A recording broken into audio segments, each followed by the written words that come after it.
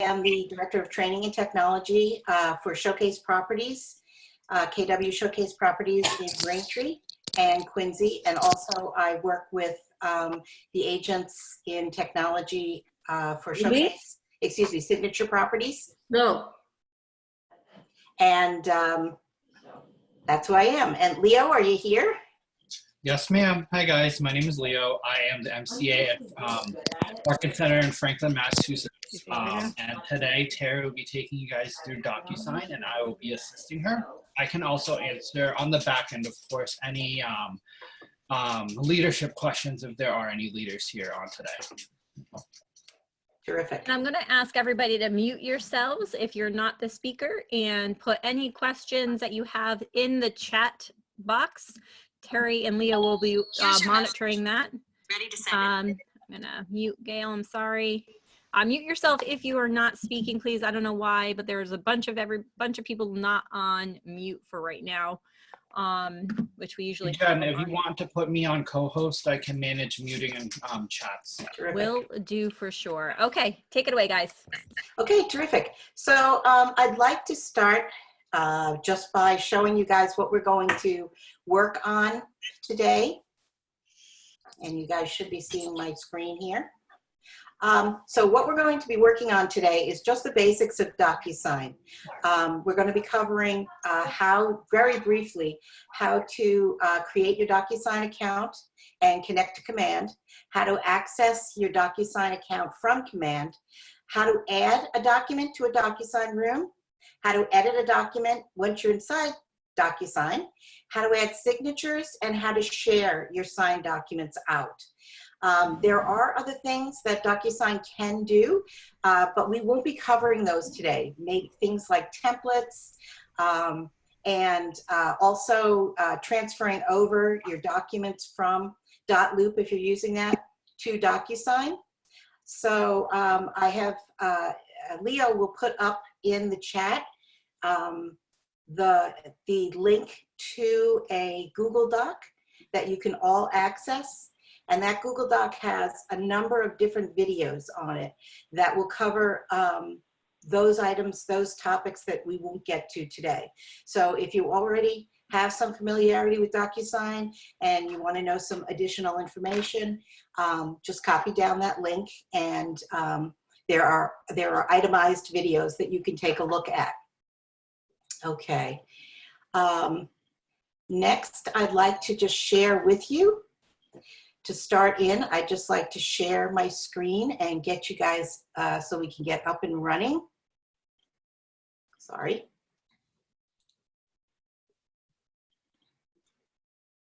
Here's my screen. Okay, there it is. Okay, you should all be seeing my command. Log in right now. And I'm going to assume that a bunch of you have already learned how to log into Command and know the basics of Command. So the first thing I'd like to begin is to show you basically how, if you have not yet connected your Docusign account to Command, I'm very briefly going to go over that. Where you're going to go is up here in the top right-hand corner. You're going to go to your name and your photo, and you're going to click on the down arrow and click on Settings. That will bring you to all of the applications that can be connected right now, the major applications to Command. Your Docusign account will not be listed first. What Command does is, once you've connected an application, it brings it to the top of the screen for you. As you can see, I've already connected to Docusign, so I'm not going to disconnect myself, but what's going to happen is you're going to see a connect button here.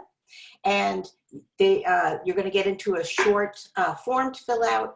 Docusign will send you a confirmation email, and after the confirmation email, then Docusign will ask you to select a password, and it should be set up pretty easily.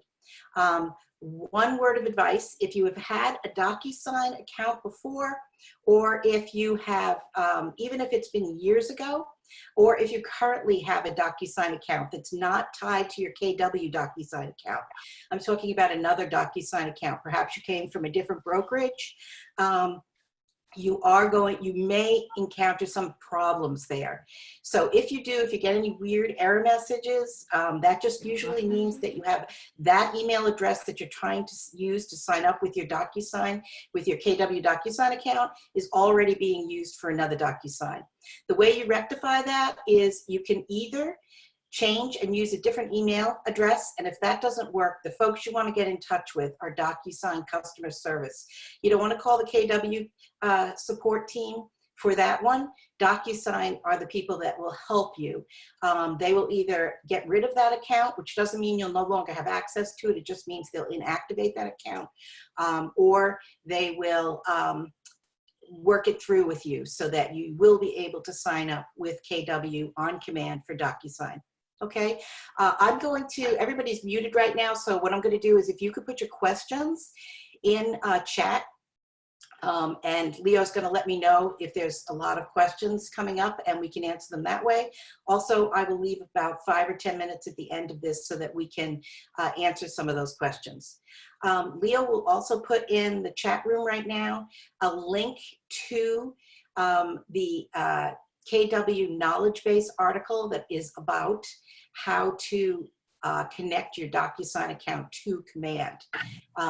If you don't already use it, answers.kw.com is a fantastic training knowledge base that was developed by the trainers at KW. So it's a very, very great resource that you should get used to using. Okay, so here we are. And I am going to start by getting into my Docusign account. Over here on the left-hand side, if I click on the KW, you'll see all of the different apps connected and all of the different features in command. I'm going to go to Opportunities. Opportunities, as most of you I hope know, is the command transaction central. All your transactions will be processed through Opportunities. If you haven't taken an Opportunities class yet or Opportunities compliance, I strongly recommend it. We are not going to deal with that piece of it today. We're just going to handle just the Docusign piece of it. Okay, so I'm going to go into one of my opportunities right here. I'm going to go into an active listing.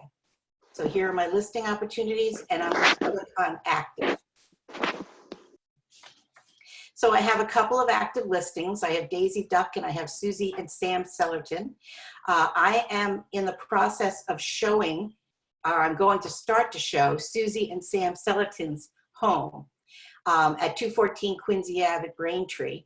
And so I'm going to need some documents. So I'm going to click on Susie and Sam Sellerton's opportunity here. And it's going to bring me into the details page for their opportunity. Up here in the top left, I have all the information I need, the address where of the property that they're selling, their name, which I've misspelled with an extra L, and anything that you can fill out here will be transferred over into your Docusign. So it helps to click on one of these little pencils up here, the pens, and include the information. So to get to Docusign, I'm inside my opportunity for the Sellertons. I'm going to click on Documents because I need to get a document. And what you see here is your the list of documents that your MCA will have set up for you. This is your compliance checklist here. This is not Docusign documents. This is a different piece of opportunity that has to do with compliance. To get into Docusign, if you've never started a transaction, you will see Start a Transaction up here. Once you do start a transaction, you're going to see I don't remember what it says, but it says enter transaction or something. So I'm going to click on the down arrow, and I'm given two choices, .loop or Docusign. Now, do not click on .loop. I believe .loop is there, and Leo, correct me if I'm wrong. I believe .loop is mentioned there for those agents who, once we switch over, once your market center has switched over to Docusign and is using opportunities and Command and Docusign instead of .loop and green sheets, agents in many of the market centers will be given a choice, and they'll be allowed to continue with a .loop account, but the .loop account will be their private account. So it will not be managed or supplied by your market center. But we want to, what we want to click on today, and what you want to click on, is Docusign. Now, if you're interested in moving your documents from .loop to Docusign, that there is a video in that sheet that I did send out through the link. But this is not how you do it right here. So I'm going to click on Docusign.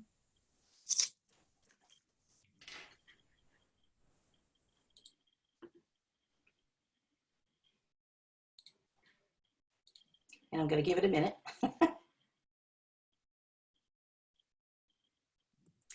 Now, this took me directly into my Docusign room because I was already signed into Docusign. If this is the first time that you're signing into Docusign, or the first time today, what you'll see is you'll see Docusign will ask you for that email address and that password. And by the way, the password that you use can be the same password you use for .loop or Command. You don't have to come up with a unique password just for Docusign. I know a lot of people, it gets crazy trying to remember all the different passwords. So it matters not at all if you decide to use the same password you use in Docusign, excuse me, in .loop for Docusign. Or I use the same password that I use for Command for Docusign, and that way I can keep it straight. Okay, so here I am inside Docusign, and the first thing I'm going to do is I'm going to add a document, and there's a couple of ways to do that. Right here, I can upload a document. That means I'll be uploading a PDF from my computer. Let's say I'm standing next to Susie Sellerton, and I have the document in my hand, and she and Sam Sellerton sign off on it, and all I need to do is upload it to my computer and then put it into Docusign. Well, then I can click here and it will take me into my computer or my laptop, and I will then be able to bring the form in to this room. Now, a room in Docusign is very similar to the loop in .loop. So the other way I can grab a form, what most people are going to do, is I'll go over to here on the right-hand side and I'll click Add. When I click Add, it's going to give me a whole bunch of choices. I can go into zip forms, Dropbox, Google Drive. For our purposes, most of you will have an MCA at your market center who will have uploaded the necessary forms from MLS, maybe from GBAR, from the forms that your office uses, and they will have put them into Docusign. So we're going to click on Docusign Forms, and this will come up. Now, the first time that you use this, Docusign is going to ask you at this point for your NRDS number. And if you're like me, you know, you don't remember your NRDS number. So I'm going to ask Leo if he can post the third link to the chat room right now. And that's just a link that's going to take you into a very, very simple web page that you're going to put down. I believe all you need is your name and your email address, or your email address and your license, and your NERDS number, and your, excuse me, your NRDS number will come up. So another way that you can do it, if you don't want to wait to that point, there's sort of a back door here. You can go up to your initials or your photo on the right-hand side once you've logged in to your Docusign account. And if you click on it and you go down to Preferences right here, you're going to come up to this page where it's going to give you your profile information. And part of this information, if you click on Integrations right here, integrations. They're going to ask you for your username if you're using zip forms. And one of the other things they're going to ask you for is your NRDS ID number. So when you first log in to Docusign, you can go right to here and you can put your NRDS number in, and that will take care of it for you. If you forget, you'll always be asked for it later on. When you do first try to grab a form, you'll only be asked for that one time and one time only. Excuse me. You'll only be asked for your NRDS number once. Once it's registered inside your Docusign account, they will never ask for it again. Okay, so now I'm going to go in and I am now showing 214 Quincy Ave for the Sellertons. So I'm going to add a document from Docusign Forms. And since I've already put in my NRDS number, I have a choice of library or group, and your MCA will decide where they're going to put the different forms. And right now, I'm going to take one of the forms from my Market Center 735. So I'm going to click on that. As you can see, there's also MAR forms in here. And these forms may not be the same as the forms that you will see. Again, your Market Center will put in the forms necessary for you. So Rhode Island probably has different forms than Massachusetts. So your Market Center MCA will put in the forms that you should be using. I'm just going to look up showing instructions. And let's see, how about authorization and consent to an open house?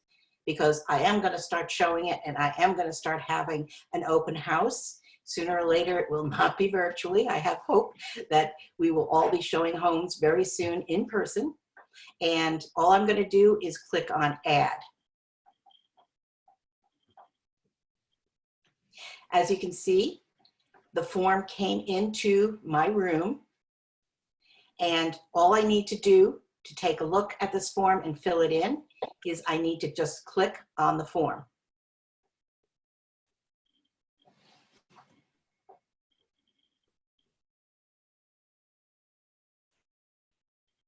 And my computer's slow today. So here is the form. Notice that Susie Sellerton and Sam Sellerton, their names are already indicated here.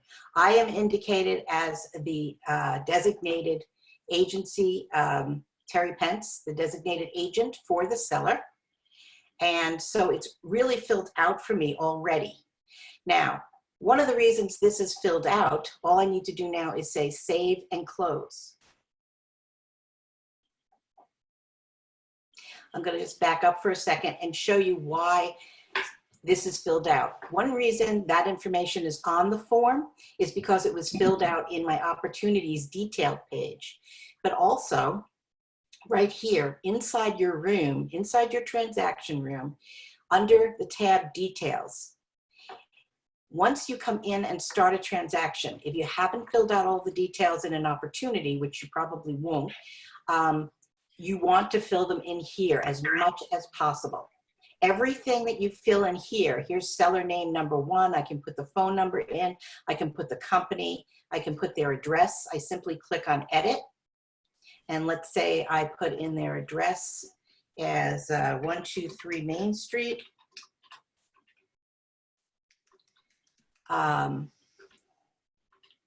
And let's say they live in Marshfield. And I select the state. It's not giving me a state, Massachusetts. Whatever I fill in here is going to show up on my forms. Sorry. So you're going to want to put all of this information in as much as you can. The listing agent, the buyer's agents, all of that information. It's so much easier if you put it here once, and then it will be auto-populated to every single form that you pull up inside this room for this transaction. A much easier thing to do than having to rewrite it on every form, which you can do if you need to. So back to our document.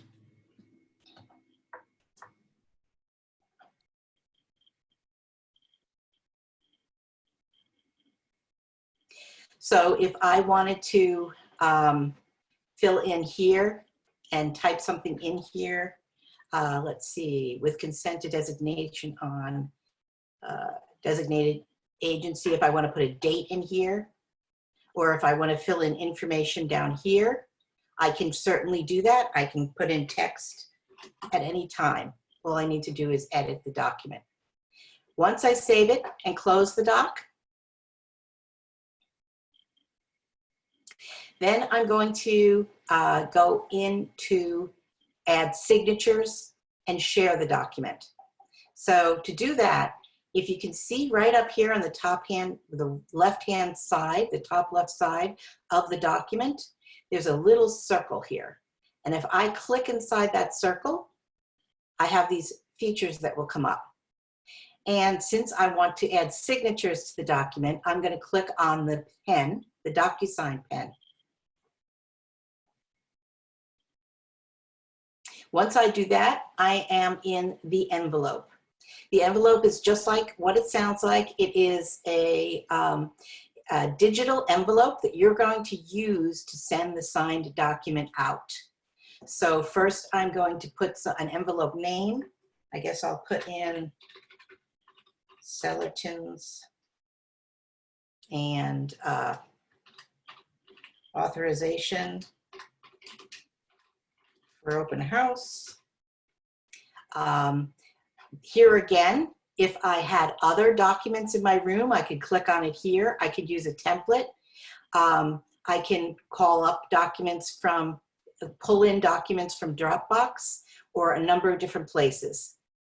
So if I neglected to add all of the documents and I remembered, oh, I have another document I want to send, I can pull them in. As long as they're in the room, I can pull them into this envelope. Now I'm going to be adding recipients. And since I've already filled out the information, I can go to pre-tagged roles and they'll come up. As you can see here, there's the listing agent, seller 1 and seller 2. And as I go down here, there's Susie and there's Sam. So I'll put in Susie as seller 1. I'll put in Sam as seller 2. And I'll put myself in as the listing agent. Okay, and I simply say add selected. Now what if I hadn't pre-tagged it? Well, that's okay too. If I hadn't pre-tagged it, I would be able to add the information here as well. Now I'm going to decide who needs to do what. So are they going to sign it? Are they going to simply view it? You can also click on receives a copy. Let's say the buyer's agent has an admin or I have an admin that needs to receive a copy of this document. I can click on CC, receives a copy, and then I can specify the recipient. Under more, I can add authentication or a private message just to the specific signee or signer, excuse me. Now, note that the way Docusign handles the sending of documents is by adding this little these 3 little boxes. If I want Sam to sign before Susie, I can simply click and drag and put Sam on the top, okay? I do believe, although truth be told, I'm not sure, I tested this once. I do believe that if all of these boxes say 1, that everyone here will receive the document at the same time, parallel. You can also click on these and change them to 1, 2, and 3, let's say, and now they will be sent in series. So now I will not be able to see the document before Sam signs it, and Susie won't be able to see the document before I sign it. So I usually keep these all at once. So you can send the documents either parallel or in series. Down here on the bottom, please sign Docusign.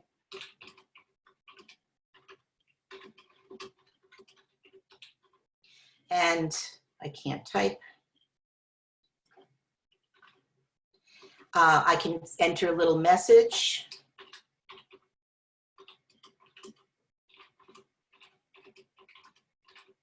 This is the doc we discussed, and so forth. When I'm done with this,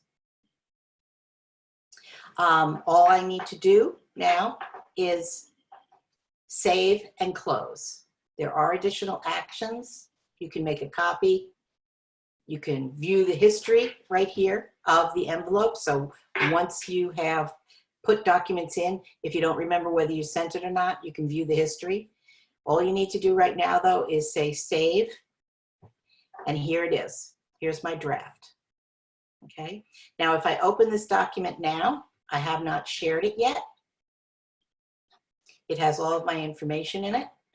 And one of the things I can do, well, I can't find it, is I can view this document. If I click on next, before it goes out to,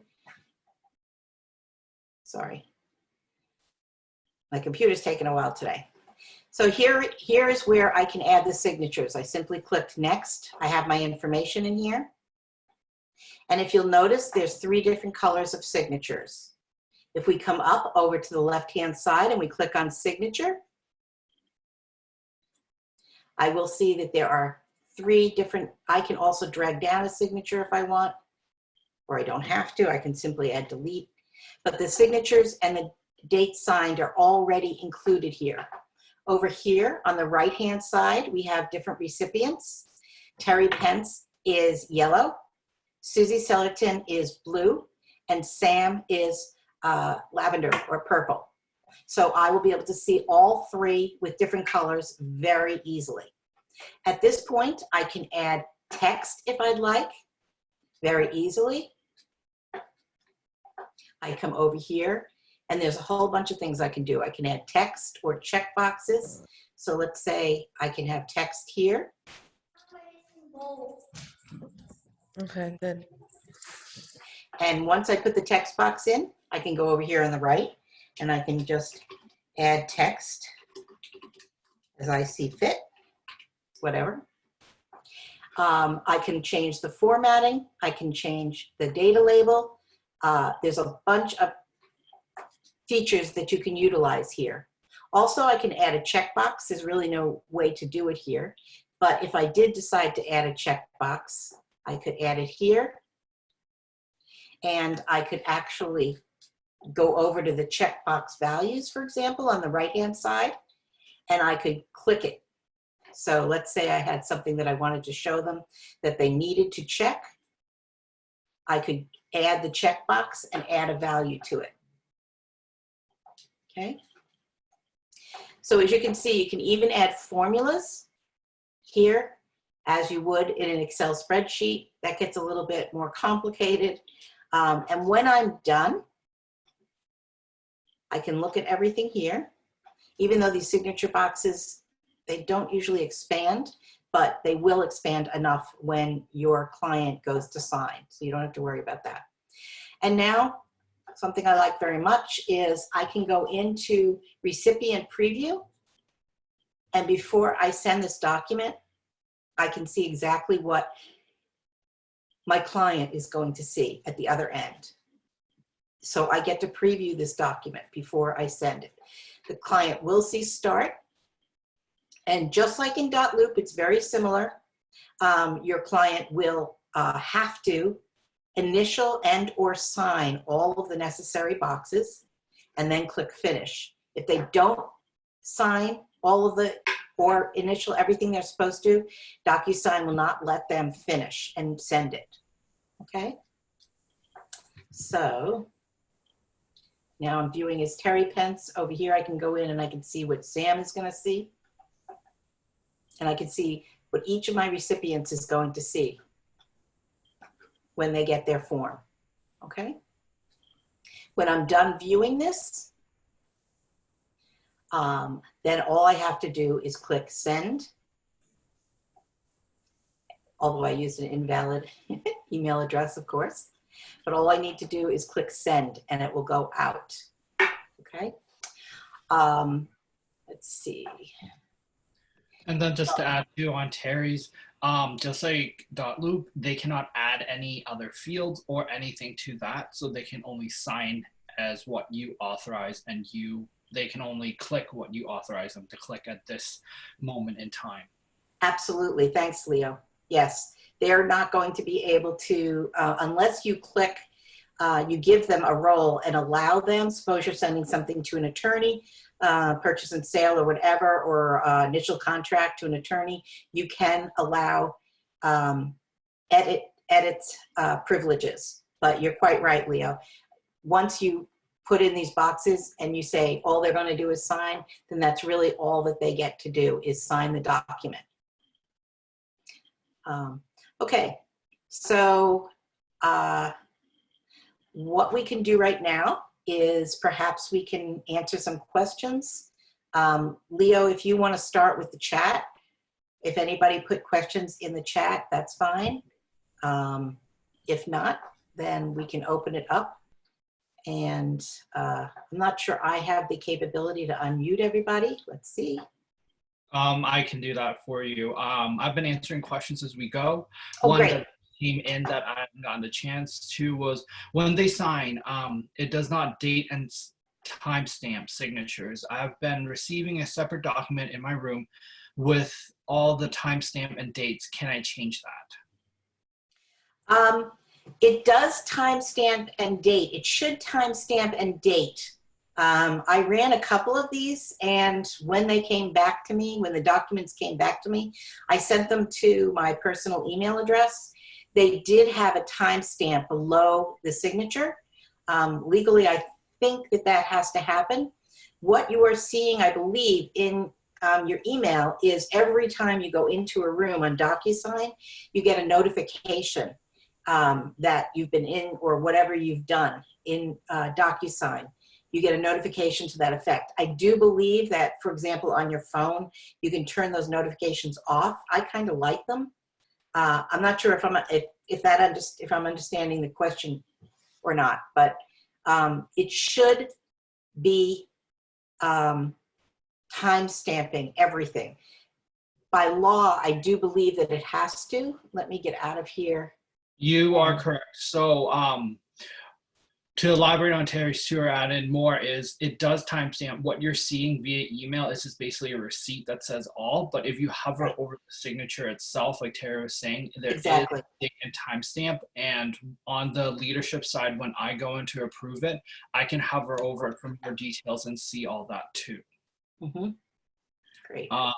Another question that we have too is where can we get all this video? I'm going to share the link to the region's YouTube video. I suggest everyone click this link and click subscribe. Every single video that the region provides, like this one, will be put up there shortly thereafter, 1 or 2 business days.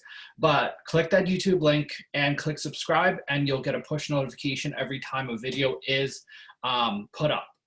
And that's what we are recording today. If you are looking for any other videos that KW International themselves have made and instructional videos and how-tos, answer.kws.com is the best place to go. Right. Yeah, okay. Answers.kw.com is great. And I'm sure you guys already know this, but Marty Miller, who is a trainer, he has put out the 66-day command, 66-day challenge. If you go into YouTube, you can find all of his videos. I think he's on version 3.0 of 66 days at this point, but you can simply search in YouTube under Marty Miller and 66-day challenge or Marty Miller Docusign. And I believe he has at least 3 different short videos. I love his videos because they're really short and sweet. They're just a few minutes each, and he's very direct and systematic in the way he presents. So that's another resource for you too, in addition to the resources that Leo just mentioned. I also want to make sure that you guys know that you can go into your documents and you can get a list of forms and documents. Excuse me. And you can see them by updated, newest, or you can alphabetize them. Under your dashboard, you will see, you can see I've been playing with this a lot, but you will see a lot of information here. I have all of my rooms, just as you will in .loop, you'll have loops. Well, here I have a bunch of different rooms. I have Daisy Duck and Minnie Mouse. Minnie Mouse is a buyer, Daisy Duck is a listing. I have a Pence listing. I wish these were real, but they're just made up so I can do some training. But it gives me all of the information at a glance that I need. So I can see single activity, and then I can click here and go into any one of my rooms. The L is for listing, obviously. The B is for buyer. And then I can see all of the activity down here. This is who I sent it to, when I sent it. And so when you label your envelope, this says Sellerton authorization for open house. That's the reason why you want to label your envelope with probably the name of the form and the name of the client it's going to, so that when you get into this activity sheet, you will see, you'll be able to find every form. You will get a notification when the form is signed and sent back to you. But you'll also be able to figure it out at a glance if you go in right here. So, okay, other questions? We have another question that says, if you send it to attorney, will with the ability to edit, do the sellers have to re-sign, or do you send it to the attorney first, then send to sellers? I believe this would be a case where you would be able to set up that 1, 2, 3. I'm not sure that .loop does that, but I know Docusign allows you to send it to one person. And so let's say you send it to the attorney first, and then to your sellers or to your buyers after that. So you would simply set them up the way we did before inside the room.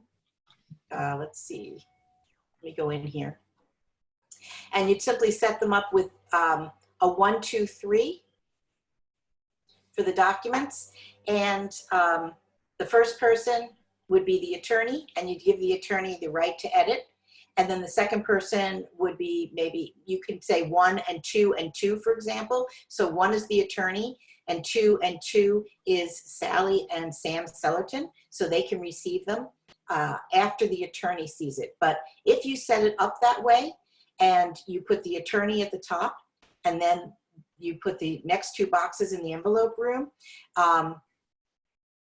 then what's going to happen, let me just open this up.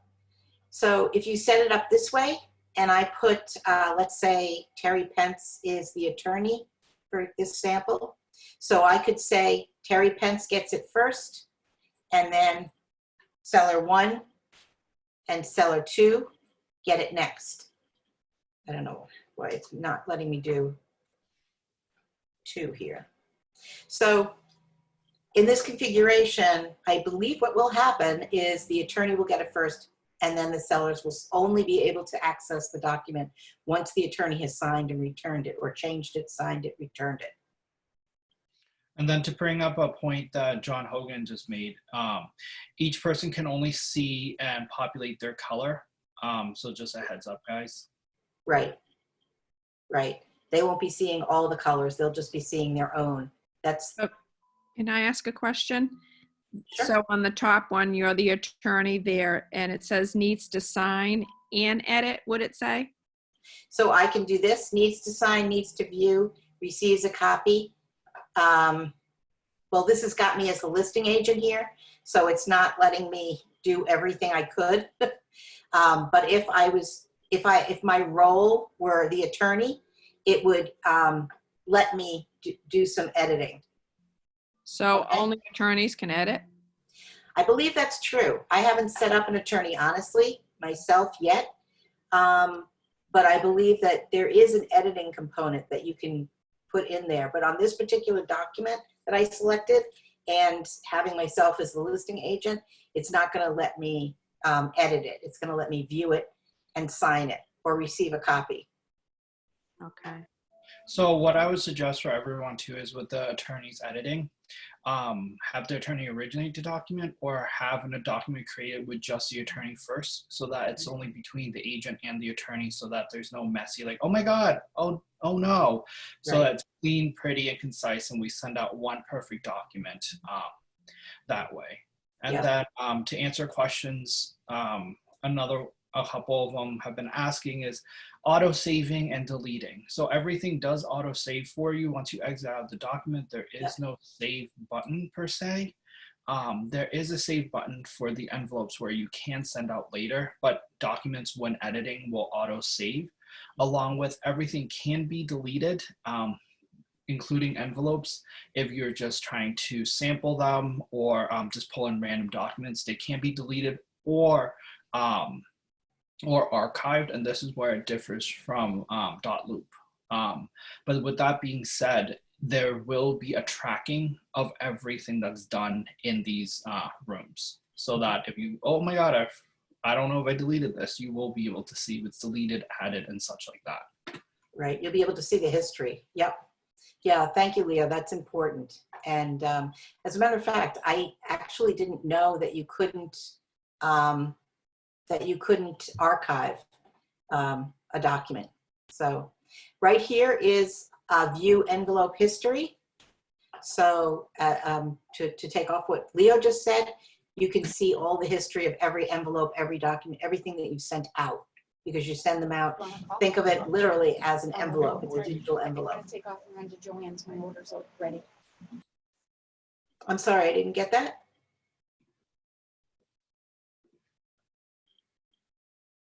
Okay. Other questions? There's one on the chat. I have 2 questions. Sure. Hi, Wendy. Go ahead. Oh, is that Joy? It's me, I'm sorry. Okay. Hi, Joy. Thank Hi, you. I just popped on. I'm sorry, I was on another Zoom call, and I hope you went over this already, but my 2 questions are, once I do this, right, and I put the names and I add all the documents, and then I go and I start adding all the fields. Yeah. I want to add a field that's going to show in every single document. And when I do that, it's when I click preview it, it's not showing for every single person. Right. I think what you want is templates. And I'm not going to go over that today. Leo had posted in the chat, there is a posting for some additional resources. And it's multiple videos from different sources that I could come up with that handle things like, first of all, team documents for teams, document templates. And I decided not to do that today because I thought that it would just be too much. But let me go back here and show you. When you want to develop a template, I believe that the way you do it is you simply click in the upper right-hand corner at your account name or your picture. And where you want to go to is you want to switch to e-signature. And that's sort of a wholly different section of Docusign. And in e-signature, you can, one of the things you can do is you can design a template. But this is going to be different for each, because each listing's going to have a different price.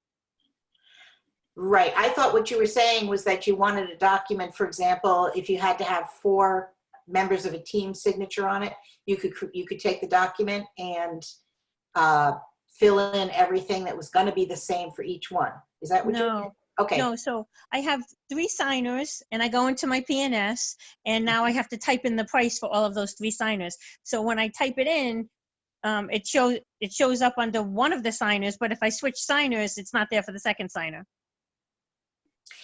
Well, what I would tell you then is, I'll show you, when you get into the room, so it's just the price of the, let's say you're selling, it's the selling price? No, it's all the different variables that I have to enter into the document. So can you go into an envelope? Mm-hmm. And then go in so that we can add fields to it. All right, let me pull up a document. then. It needs to be in the envelope room where you're assigning signatures. Mhm. This isn't in the envelope room though. Oh, you're gonna just Right. pull up another one? Okay. Okay. So I'll just pull up the It's envelope. all there. It's there. Okay, the only document I have in here though is this one. So, okay. What do you So- want to add? So go, like, we're gonna add the signatures, Yep, I've already done that. but that's the page I want you to go. Okay, so keep going next. Okay. Where do you want to go from here? Next, keep going. Okay. So you want to add the signatures. Yep.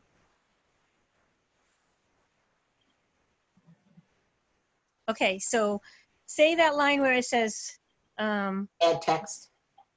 yeah, add text. Mhm. So you want an add text that every single person is gonna see. Right? So how do you do that? All you do is you simply click over here on text. Yeah. Okay. And you're under a person, right? You as the creator.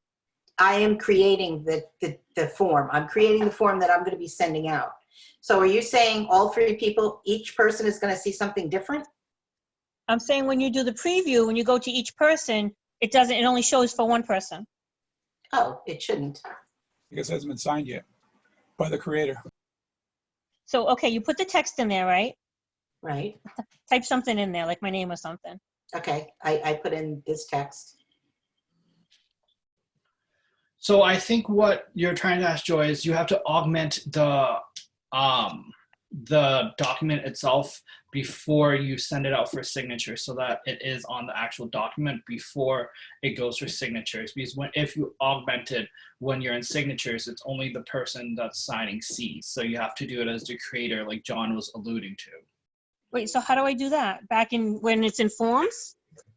So when you go to send it out and you put yourself as the first signer, everything you put on that document, until you sign it, nobody Right. else will see it. So once you sign that then becomes a time-stamped, it's created, it's uneditable. When it goes out, everybody will see what you, the creator, put in on that document. Until you do that, nobody's going to see anything. So how do you do a PNS then? How do you fill in a PNS? You fill in the PNS, and when you send it out, you either initial it or sign it. You have to do something that allows you to put a stamp on that document that says it came from you. And once you do that, all the other people that are on the PNS will see everything you put on that document. But I'm not going to put anything of mine on the PNS. That's not legal. I'm not any part of that. I've used a period at the bottom of a page. It allows it to populate. That's terrible. For every single form? No, you do it one time. That doesn't make sense. You do it No, one you time. just do it one time. And once you have sent it out, then I think what John is saying is once you've sent it out, the next person to see it is going to see it with everything that you put in there, because you basically are creating that form. That stinks. Does that make sense? Yep. Yeah. So now, everyone, I have put up a document that is for the templates if you are interested in doing templates. Okay. But mind you, I don't believe you touched on this, Terry, but in the beginning, when we go into Docusign, make sure you're going into Docusign through your opportunity. Don't Right. do it backwards. It won't sync up. So yes, you can just go to docusign.com and create a room, but that room won't sync backwards into your command. Make sure you're in command into Docusign. Best practice. Right. So here I am in command, and here I am in my listing. And this is my listing, the Sellerton family, 214 Quincy Ave. I simply click on documents, and then I click on go to transaction. If it's the first time I am submitting any documents for this transaction, it'll say start transaction. And when I click go to transaction, it's going to bring me into the sign-in screen for Docusign. Thank you. That's very smart, Leo. Does anyone else have any other questions, or if How do you, Leo, how do you put a document, how do you add a document into the room? Or, yeah. Or into the- say like one that you signed physically. No, say that you get a septic system report and you want to keep all your documents together. Yep. So you put your septic report on your desktop, okay, Understood. and then you want Yep, to, from a computer. Yep. yeah, Terry? Yep, so you can add, when you go in to add, you can add right from your computer right here. yeah, The first time you go into this, into the room, if you don't have any documents, right in the center, it's going to say add document. But once you start adding documents, you simply go to your computer and it's going to let you upload. So here I am inside my computer and I can upload any of the documents, PDFs from my computer into this. And it will be just like your you can upload a PDF into a loop. You can upload documents into your room and they'll be there. okay. Now, mind you, if anyone has like just universal documents that you, as a buyer's agent or seller agent, gives out to everyone, you can actually utilize Docusign as a faux Google Drive and upload those documents into under My Documents also. Yep. You're saying, yep. Guys, how about if you're one of the signatures on that? Can you sign it from within DocuSign, or do you have to go to your email and click on the link? I believe you have to send it to yourself and click on the link. Leo, do you know the answer to that? I believe you can sign it before it goes. When you hit next or send, it'll say, do you want to sign now or later? And then you just click sign now, you sign it, and then it sends. Okay. I didn't know that. Thank you. Sorry, I didn't mean to cut you off, Leo. Can you repeat that? I totally did not understand what Joy was talking about. So the question originally was, can you sign before you send so that you don't have to be one of the signature signee? Okay. So yes, you can sign pre-sending so that it's not like, oh, I'm going to send for signature. I, the originator, go to my email, sign it that way. No, you can sign it in DocuSign before it gets sent out to the rest of the signees that you need to sign. So who told us that? Can you tell me where you find that?